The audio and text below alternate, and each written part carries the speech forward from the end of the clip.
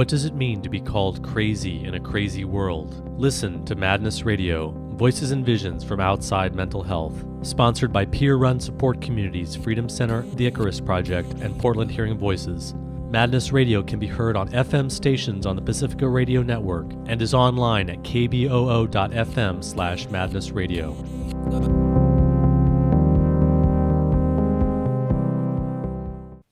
Thanks for joining us today on Madness Radio. This is your host, Will Hall. Today, my guest is Paula Caplan. Paula is a clinical and research psychologist who has done landmark work showing the unscientific and harmful nature of psychiatric diagnosis. She is a fellow at the Harvard Kennedy School Women in Public Policy program and the author of 12 books, most recently, When Johnny and Jane Come Marching Home, How All of Us Can Help Veterans. So welcome to Madness Radio, Paula Caplan. Thank you. I'm delighted to be here. Yeah, it's great to have you. Now, Paula, you've been on the show before. You're doing great work around psychiatric diagnosis and critiquing the DSM, looking at bias and how it's both harmful and unscientific. And so I encourage people to go to the Madness Radio archives, and you can listen online to the past interviews that we've done with you. And your most recent book is called When Johnny and Jane Come Marching Home, How All of Us Can Help Veterans. And you've been focusing on the mental health of veterans, alternatives, and working with vets. Now tell us, how did you get interested in working with vets from your work around psychiatric diagnosis? Well, in 2003, in the early spring, I was at a conference of the Association for Women in Psychology. It's a wonderful organization, and you don't have to be a woman or a psychologist to join.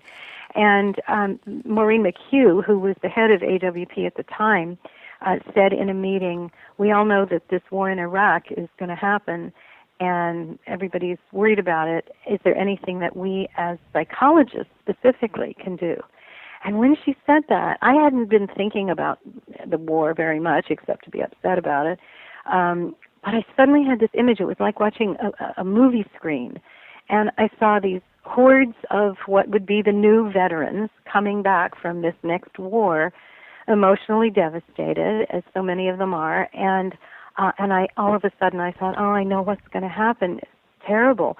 Because since the previous war, our country has become even more psychiatrized than ever. And I knew what would happen. Not only therapists, but the whole country would look at these emotionally suffering vets and say, we know what that is. That's a mental illness. It's post-traumatic stress disorder. And we know what to do about it. You send them to therapists and give them drugs. And you know what? That's exactly what's happened on a much larger scale than I had even feared, because I'll tell you something, one of the last places I ever thought that I would end up having an appointment is at the Pentagon. But I met with some people in the Pentagon a few months ago when the book came out, and in listening to them and hearing how concerned they all were about the vets suffering, I thought, they see more of that up close than anybody else. And what did they do? They said, essentially, emotional suffering, we have to do something to help these vets. Who knows how to help emotional suffering? And they looked to the traditional mental health system. It's understandable that they would do that. The traditional system has great press. They persuade people that everybody who's upset needs therapy and that the therapy will help, and that everybody who's upset needs drugs and that those will help and not hurt. And I want to make it clear, I think some therapists do terrific work, and even with veterans, but they need a lot more than therapy. Yeah, that is the basic equation, that we need more treatment, more access to services. We need to give veterans coming back who are suffering, all of them need to have therapists and doctors and get a diagnosis and get into treatment services. And you're saying that there's actually a deeper story here, and that's actually a really problematic way of looking at the issue. Well, it is, because let me tell you this. When I wrote the book, I interviewed veterans from World War II right through to the present wars. And of all of the veterans that I listened to then, and I only have found one vet who said that a therapist was helpful in dealing with what he had experienced at war. And most of them say either the therapists were terrible. Some of the military therapists are quite good, but some of them say, oh, you're just saying you're upset so you won't have to go back into combat. But even the ones that said the therapists were helpful, like I remember one woman said, I saw a therapist and she was a nice lady, but I don't live in her office. I live out there in the community. So even if you go to a therapist who's terrific and who's supportive and caring and doesn't do anything harmful, the fact is that you're talking to them behind a closed door, and the rest of the country hasn't a clue what you've been through. See, 93% of Americans have never even served in the military, never mind serving in a war.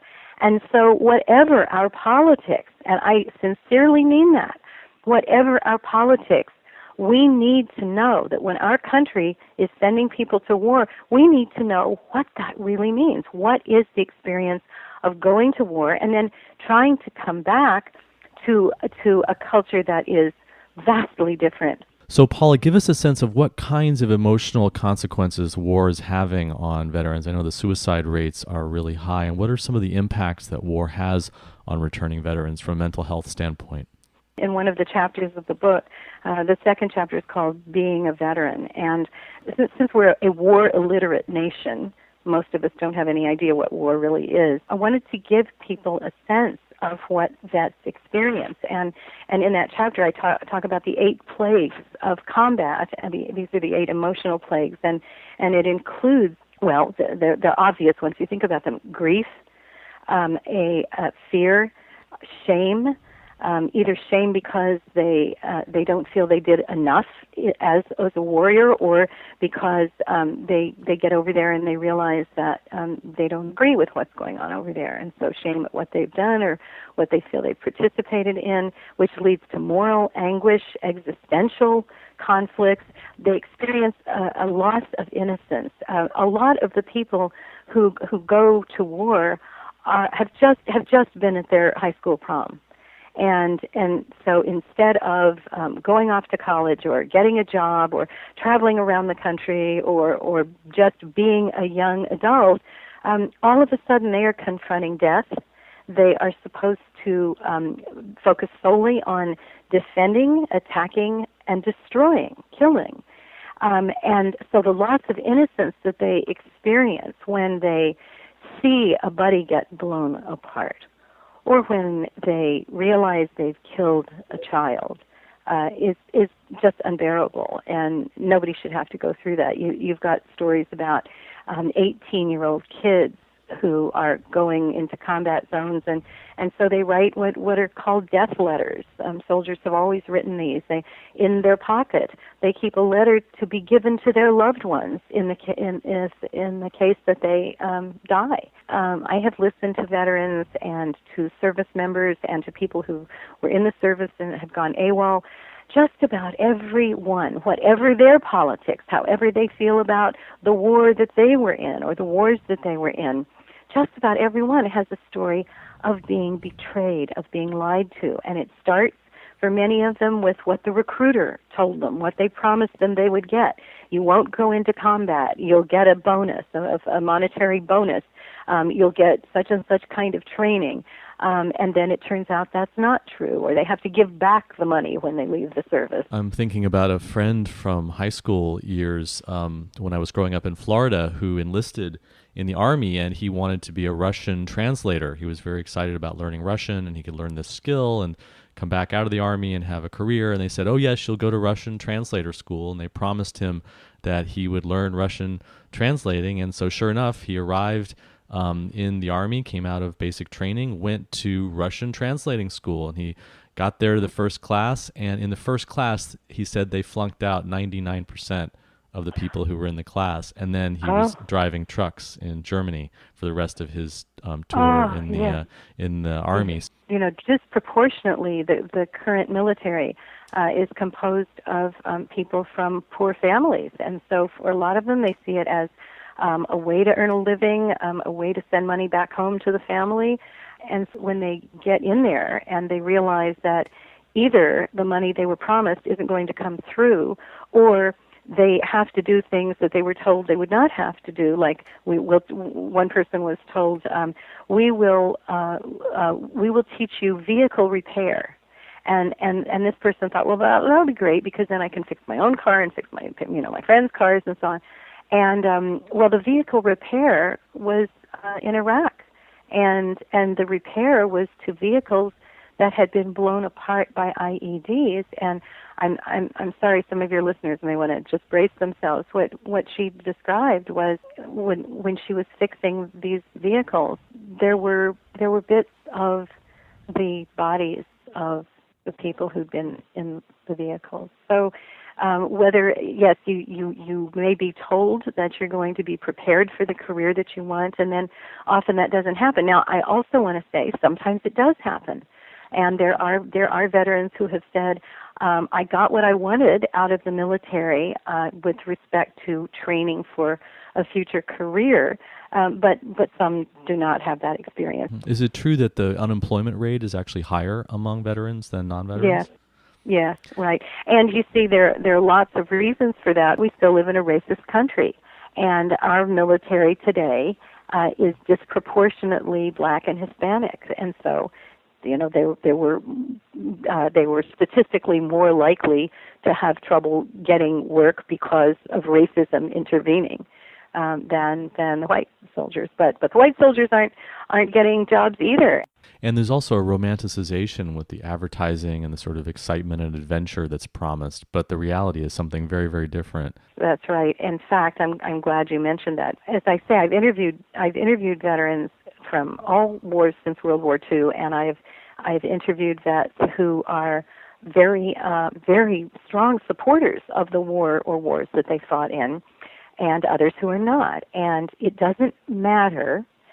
Every single one of them says, even if I joined up because my grandfather and my father served in the military and served proudly, and I played with thousands of toy soldiers when I was a kid, and I was fascinated by military history, and then you go through basic training, and you go through advanced training, and every one of them says, in spite of all that, absolutely nothing can prepare you for what war is like. I just met a man named Shad Mishad, who's based in L.A., and right after the Vietnam War, he was a Vietnam vet, he created the whole model of putting vets in touch with other vets, because at least that way they could talk to somebody who they knew would get it, because they'd been through it too.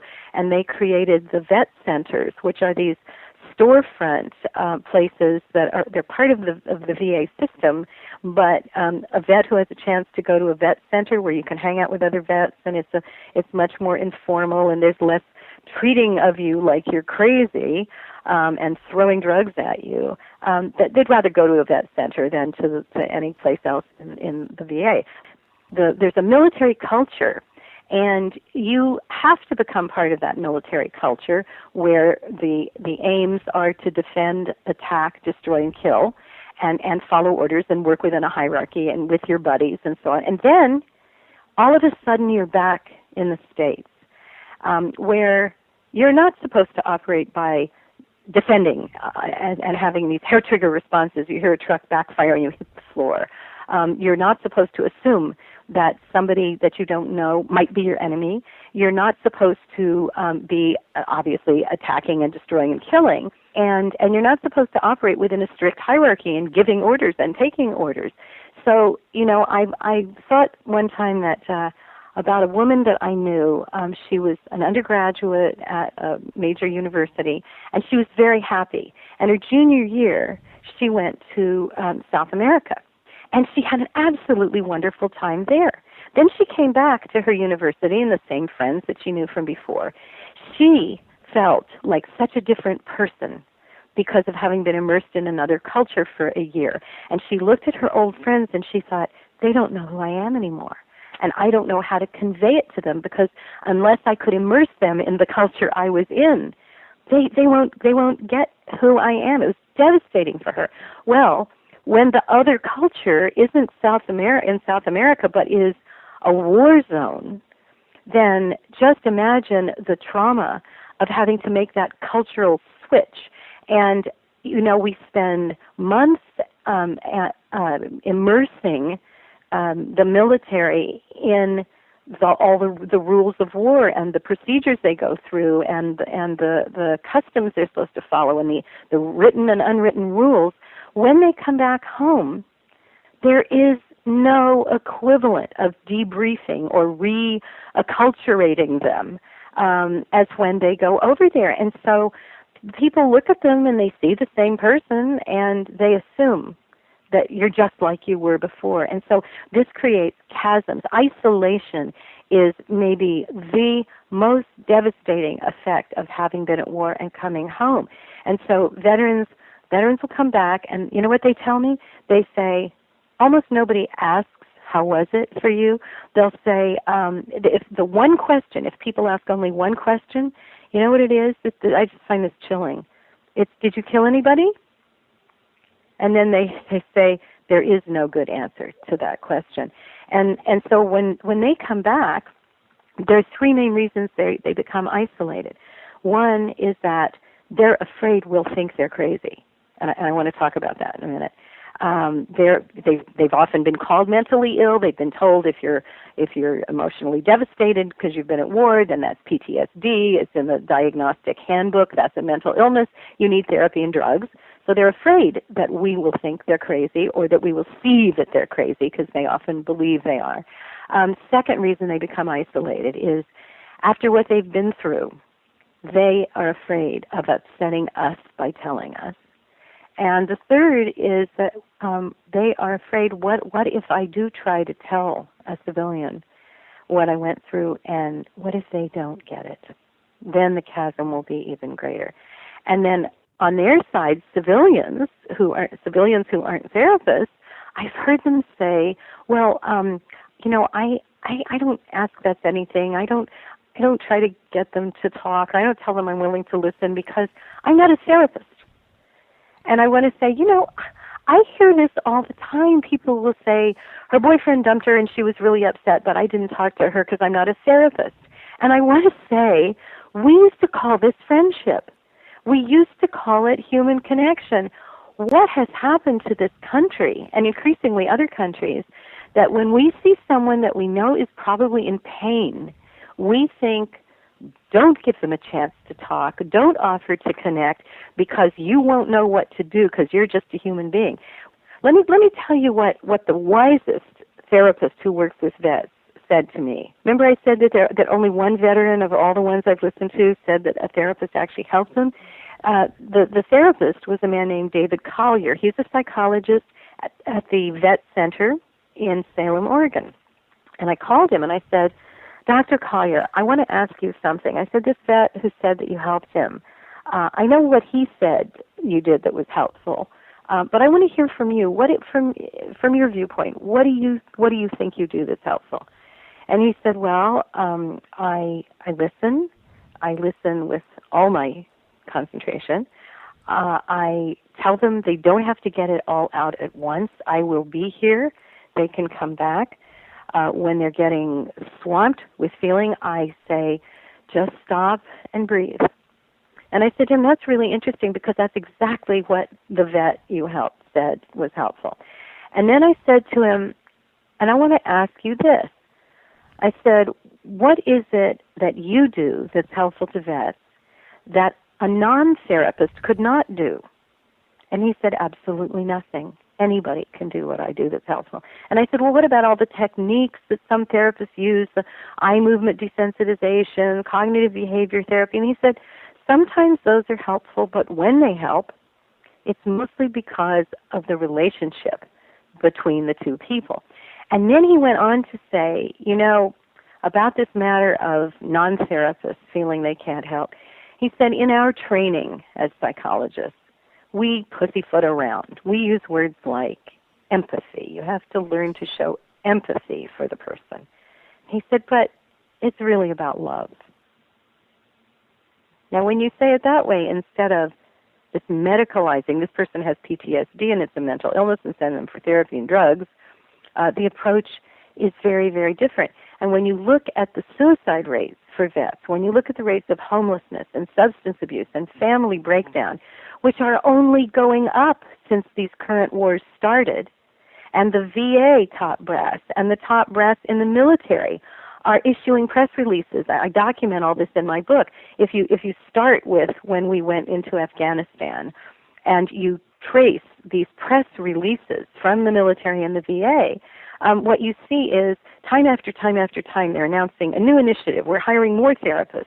We're referring more people for treatment. We've got these new programs. And then what happens in the next press release? We don't know why these rates keep going up of suicide and of substance abuse and on and on. And so, well, the fact is something more is needed because you have millions of veterans who are still suffering. And that's where the Welcome Johnny and Jane Home project comes in, which is my cost-free idea that we need to wipe out our nation's war illiteracy. We need to make sure that the 7% of our citizens who have been in the military, and many of whom have been at war, know that they live in communities where people know their stories, where people know what war is really like, and know how hard it is to try to come back home and make that huge cultural shift and get over the sense of betrayal at many levels.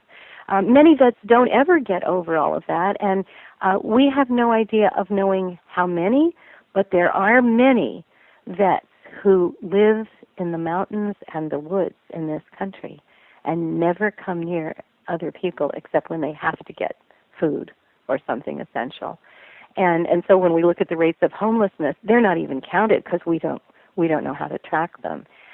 So there's tragedy of epic proportions in this country and untold amounts of pain, and it's transforming this country in ways that we don't even begin to understand. So what I want people to do, I want every civilian to find a veteran and just listen to their story. And in the book, Chapter 6 is about how to do this. Actually, most of the chapter isn't about how to do it. It's just explaining to civilians who are not therapists that it will help. There's a vast amount of research showing that social support from ordinary citizens is helpful, that there are other cultures in the world where the community expects to help people who've been traumatized, whether it's by war or a tsunami or whatever else, come back into the community and to listen to their stories and understand and create a safe place for them. What are some of the statistics about this impact that the war is having on, we mentioned suicide, and you also mentioned homelessness. What are some of the actual rates, because they're alarming, how many people are being affected? Well, I was at a conference this week that we put on at Harvard, at the Kennedy School, about veterans, and the numbers they were talking about were 18 veterans kill themselves every day. And these are not just veterans from the current wars. The vets from World War II have a higher rate of suicide. And so what we have in this country now is 23 million veterans from all these wars who have faced life and death in ways that the vast majority of the rest of us never have. And so the rest of us are living in an only partially aware state. There's so much going on that we don't have a clue about. And in order to be in touch with the fullness of our humanity and theirs, we need to connect with them and we need to listen. I want to tell you a quick story about one of the people who set me on this path. A woman named Michelle Dillow, who's given me permission to use her name, was in the Army, and she was attending Missouri State University as an undergraduate. Well, before she was sent to Iraq, she was asked to speak to a college class about war, about the history of war. She talked about her own experience in the military so far. 2 years later, she's gone to Iraq, she's come back, and by the way, she was the person who told me about what vehicle repair really meant over there. And she's asked again to speak to this course that's about the history of war.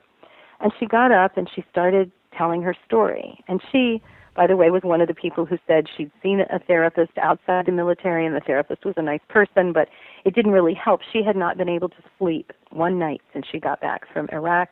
She was feeling rage all the time. She didn't know why. She used to have very warm relationships with her family and friends, and now she felt a million miles away from them.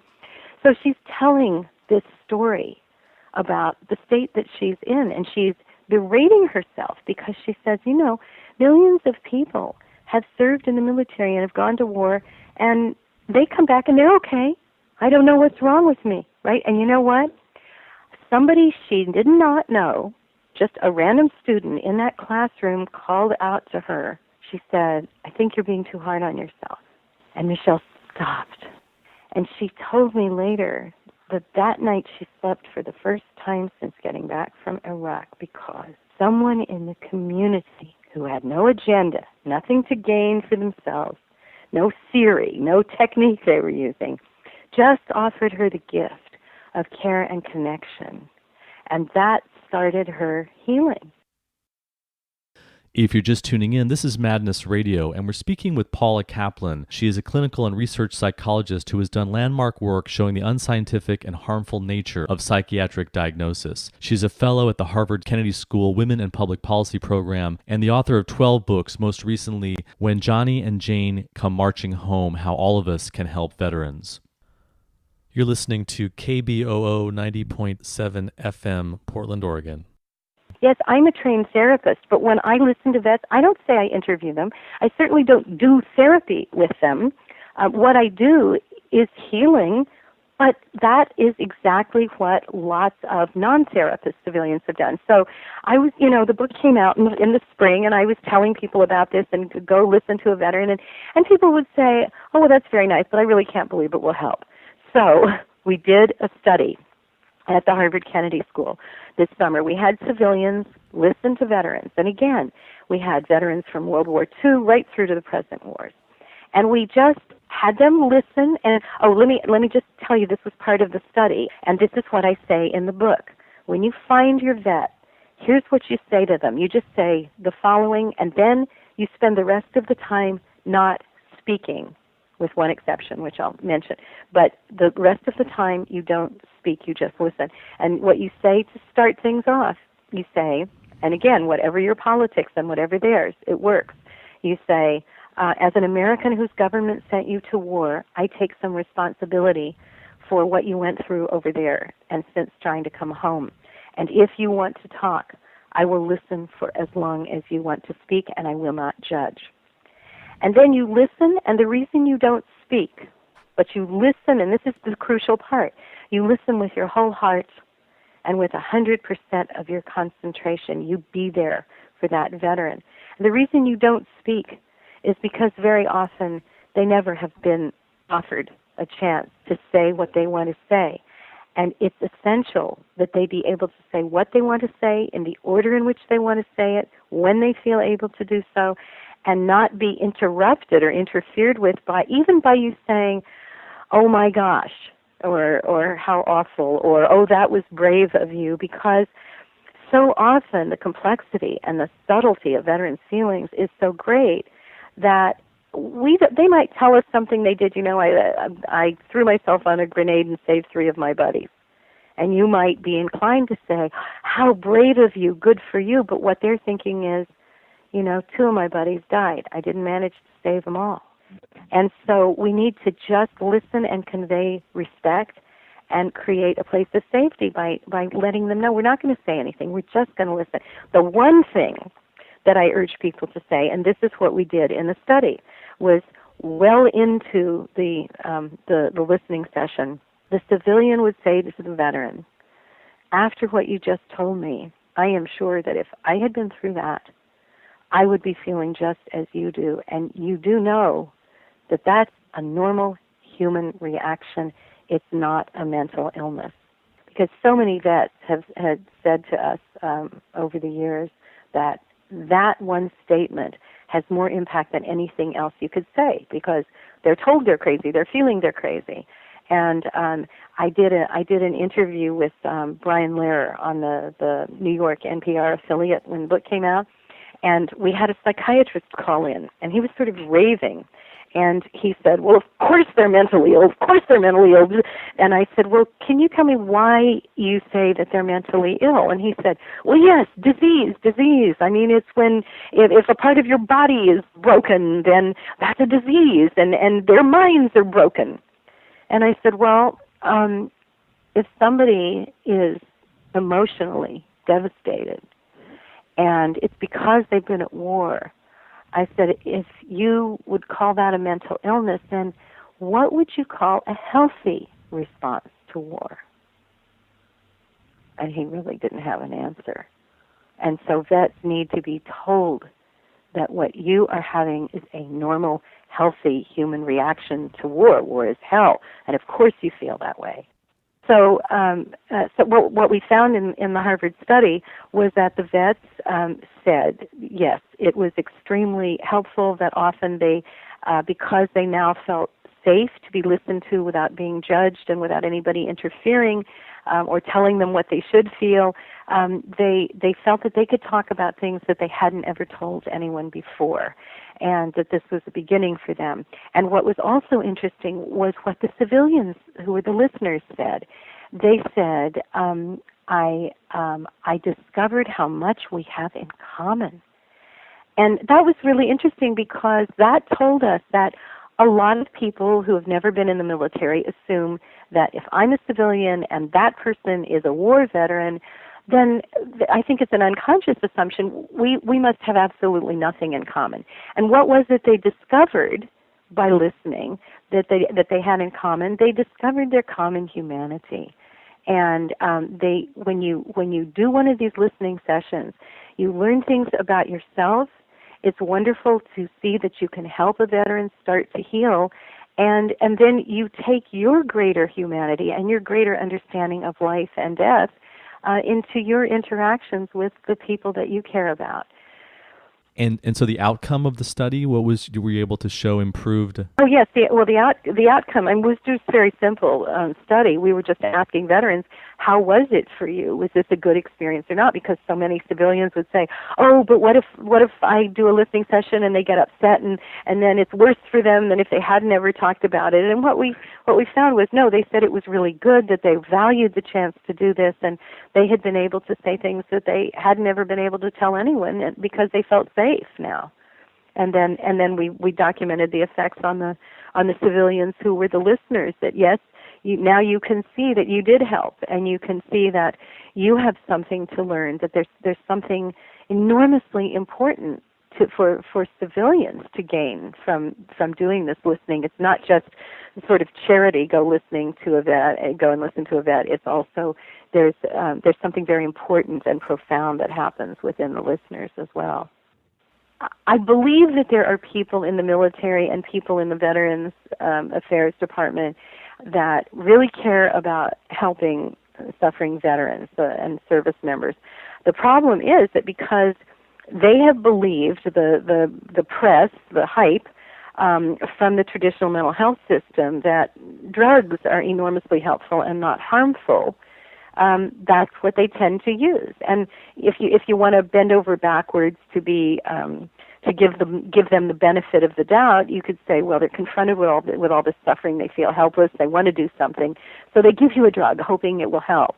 Now, the problem is if you don't track what happens, and if you don't listen so that you understand what they really need, then too often service members and veterans get put on psychiatric drugs and just left on them. Or as in the civilian community, you get put on one, you have some negative effects, and then what happens? The doctor says, well, I'm going to put you on another one for these negative effects. Or I think you're sad and I think you're anxious, so I'm going to put you on an antidepressant and an anti-anxiety drug. And then, oh, now you're not able to sleep because of this, and so now I'm going to put you on something to help you sleep. And it is not unusual to find that a veteran is on 12 psychiatric drugs at one time. Now, the problem is not just that the psychiatric drugs are so often harmful, that they damage them physically, they damage them psychologically, they will tell me, I feel like I'm drugged all the time, I can't think clearly. and then all of the the earlier mortality rates if they're put on the neuroleptic drugs, that just as with civilians. But also, you see what medicating these people into oblivion does is it uses them as tools to cover up what war really does. And because if you're treating them as though the problem is within their brain chemistry, then we forget that, oh no, they've been to war. This is what war does. And as a nation, we all have a responsibility to keep within our view all the time what war really does. These people are not troops. They're human beings. They're human beings with complete lives. And if we destroy their lives by sending them to war, or if we damage them by sending them to war, and then we just put them on drugs when they come back instead of listening to what they've been through and doing so respectfully and without judging, then we just do them more harm. So it's bad enough to go to war and be traumatized. You come back and you're told you're mentally ill. So the message is, not only was I traumatized, but I guess I should have been over it by now, and there's something wrong with me. I'm mentally ill. So you're adding enormously to their burdens. There's a veteran I know who is one of the smartest people I know. He had a job that involved multitasking, instantaneous changes from one thing to the next. And I saw him. He was going through a very low period, and I saw him after he was put on including a drug for Alzheimer's. This guy's mind functioned the opposite way from an Alzheimer's patient. And the next time I saw him at his job, somebody handed him a piece of paper, and instead of multitasking rapidly, his whole body turned from side to side in the way that you do when you're thinking, I don't know what to do. I don't know what this is.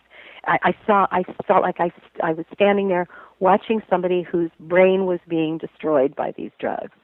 And so it's tragic. And we know from people like Robert Whitaker's book, Anatomy of an Epidemic, we know, and from the other investigative journalists and people like Jim Gottstein, the lawyer who exposed the harms from Zyprexa, we know the harms that these kinds of drugs can do. Well, they do them to veterans too. And in addition to that, so much of the anguish they feel is moral anguish. I killed a human being, and I wasn't raised to kill. Or I didn't shoot somebody who was coming at us because I didn't know for sure if they were the enemy, and they shot the man standing next to me or the woman standing next to me, right? Or the sense of betrayal. Now, what's the pill that fixes moral anguish? What's the pill that gets rid of the sense of betrayal, or brings back your innocence when you've lost it? And so when we medicate with these psychiatric drugs, we are taking all our attention away from what's really happening inside the veteran, just as when it's a civilian, and we're only doing them more harm that way. I wanted to say this, that when I started doing this work, I thought, I have a very particular political point of view and certain feelings about war and these wars, and I thought, what am I going to do if the veterans' politics are just at the opposite pole from mine? I won't be able to listen. I won't be able to listen respectfully. Well, that happened, that I got such a vet whom I was going to listen to, and he came into the room, and I just wrote this piece in the Washington Post about this is a guy who looked like an NFL tackle, but he had been so physically injured in just about every part of his body by an insurgent attack in Iraq that they would not let him go back. Even he wanted to go back, they would not let him go back. And he said to me, I signed up to go to Iraq because I wanted to protect my country and my wife and my child. And he said, and I would do it again if they would let me go back. And I helped liberate the Iraqis. And he told me a story with tears in his eyes about an old man who saw him in his uniform and shuffled slowly and painfully across the street to shake his hand and thank him for setting Iraq free. So I just listened, just like I say in the book to do. I just listened. And then he said, but every night I hear a woman scream. And I just listened, and he said, see, there was this woman, and she was across the street from where we were, and we thought she had dynamite, and we thought that she was going to blow us up. So I killed her, and I didn't say anything. And he said, and it turned out she did have dynamite, and she was going to blow us up. And see, that's a point at which you, of course, would be tempted to say, well, then why are you haunted by her? Because she would have killed you and your buddies. I didn't say anything. And he said, every night I hear her scream because I wasn't raised to kill. Now, that's an example of what veterans know about what humanity is like. He was pro-war. He was proud of what he had tried to do, but he was haunted by the fact that he wasn't raised to kill, and he had killed somebody who was going to kill him. And he has to live with that. So when people say war is part of human nature, when I say, whoa, wait a minute, maybe conflict is, maybe disagreement is, maybe greediness is, but here was this man who was proud of what he had, how he had served. He was proud of the effects, but not of having killed. He could not live with himself because of having killed. We need to know that. We need to know that we are sending human souls into that kind of situation where this is what's going to happen to them. And every time I listened to a veteran, the word sacred kept coming through my mind. And I thought, why is that? I'm not a religious person. Why is the word sacred coming to my mind? And then when that man told me that story, I realized why. Because, as I said, the vets are forward observers. They have seen things, they have felt things that we have not. And so when we listen to them, we learn about ourselves. We learn about what humankind is like. We learn about what's been hidden. And every single veteran, whatever their politics, whatever mine, was so honest. They were so bravely honest. It was that combination of things that made me feel that this is sacred time. Paula, what does the Veterans Administration need to do on a national level? What kind of changes are needed to really get us going in the right direction to really help veterans? Well, that's such an important question, and it needs to start in the military, because they, of course, they're medicating people in combat to keep them in combat. They're medicating women who are mothers and who are desolate because they're over in Iraq or they're in Afghanistan, and their 3-year-old is left behind, and they go to see a military therapist, and more often than not, they're put on drugs for these deeply human, normal feelings. And we would condemn them if they didn't have those feelings. I would say, what kind of mother is that? So it needs to be in the military too. But let me tell you, here's what's needed. The military and the VA need to get away from the traditional mental health system. They themselves are saying and documenting that it's not working, or at the very least, it's far from enough. And an organization called Veterans for Common Sense were so upset about the stories that they kept hearing from vets in the VA system that they would call and say, I'm suicidal, and they would be told, we can give you an appointment in 3.5 weeks. Or they would go and they would just be put on drugs, which sometimes precipitated suicide attempts or suicides. And so Veterans for Common Sense filed a lawsuit against the VA mental health system, and they said it needs to be overhauled. And the Ninth Circuit Court of Appeals, federal court in California, ruled a few months ago that the Veterans Affairs mental health system, they used words like shameful. They said the delays were egregious, that all kinds of things in the system were shameful, and they ordered it back to district court saying, you need a complete overhaul of this system. Well, the VA waited several months, and then what did they do? They didn't come up with a plan for an overhaul. They're using enormous amounts of money and resources to appeal the decision. I think this is unspeakable. And so what we have to know is that there are ways out there. There are people all over this country who are using other approaches, non-traditional approaches, for healing vets and helping their families to heal as well. Let me just give you a few examples. There's an organization called Outreach Foundation. They work with trauma survivors all around the world, and they use the arts and literature and yoga and meditation and listening to stories to help people, to help veterans and their families heal. There's Monica Haller, who created on her own the Veterans Book Project. She goes around the country, she'll find a vet and their loved ones, and together they make a book of how war has affected them. There's Robert Shetterly, who's a portrait artist. Well, he's an artist, but he has a whole portrait series called Americans Who Tell the Truth, and he works with veterans in the arts to help them heal through speaking their truth, and he works with Veterans for Peace. There's Michael Zakea at the University of Connecticut, who works with disabled veterans in entrepreneurial ways. And I want to mention one more, Bunker Hill Community College. They're in Boston. 400 of their undergraduates are veterans, and the veterans were turning things in these English classes that Wick Sloan and Kathleen O'Neill were teaching, and they were looking at the essays and saying, oh my God, something has to be done to help them. They created a veterans center. They're working with veterans very closely.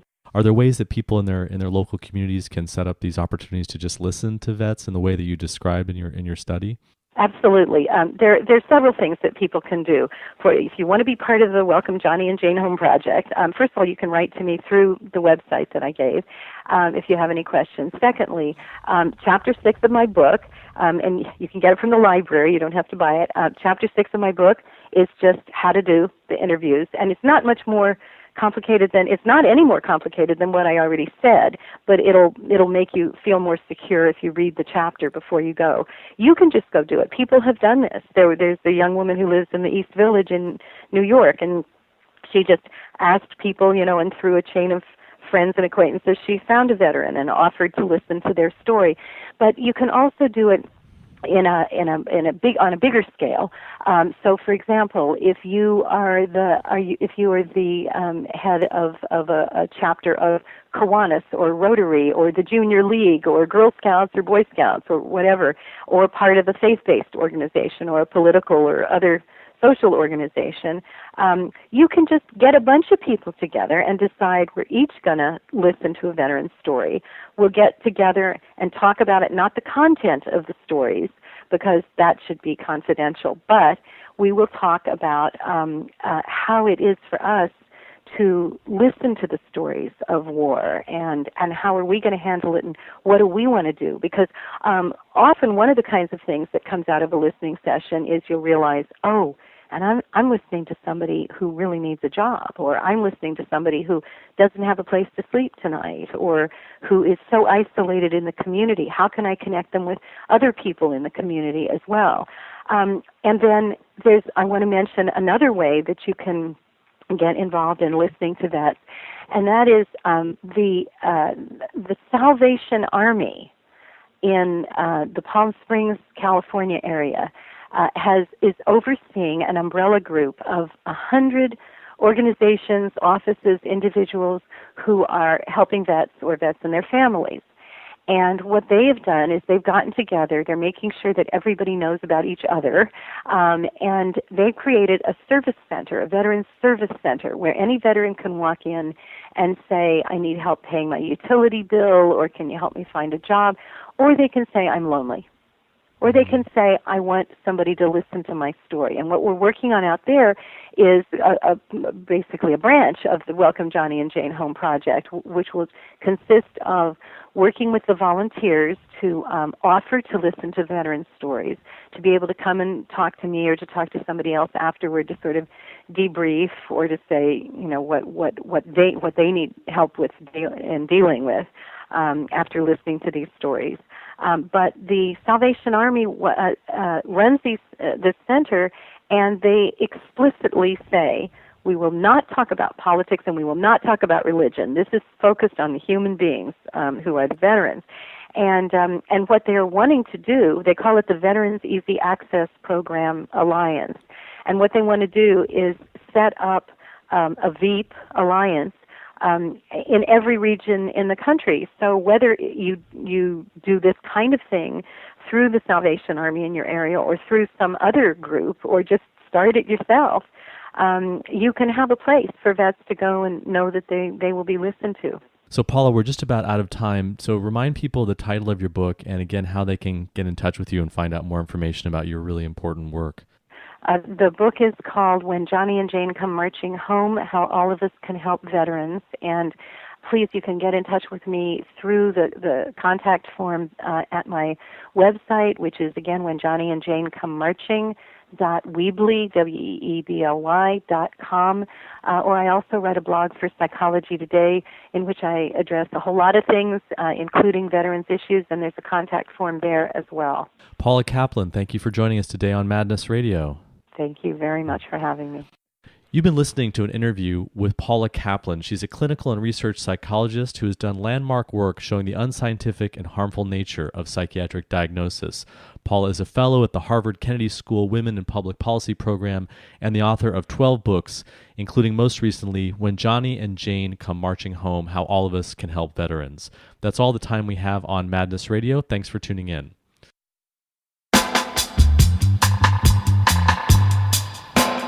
You've been listening to Madness Radio, voices and visions from outside mental health.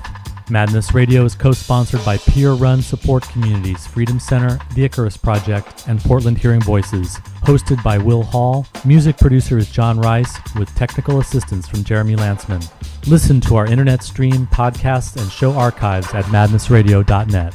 Madness Radio can be heard on FM stations on the Pacifica Radio Network, including KBOO in Oregon, WXOJ and WBCR in Massachusetts, Alaska's KWMD, and WPRR in Michigan.